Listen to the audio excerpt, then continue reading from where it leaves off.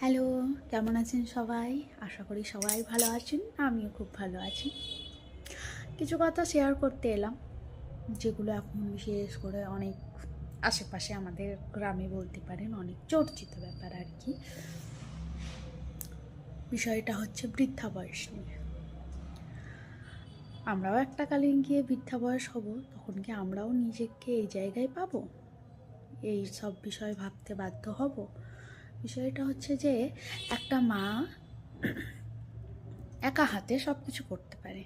তার 2, 4, 5, 7টা সন্তান সে একা হাতে মানুষ করতে পারে।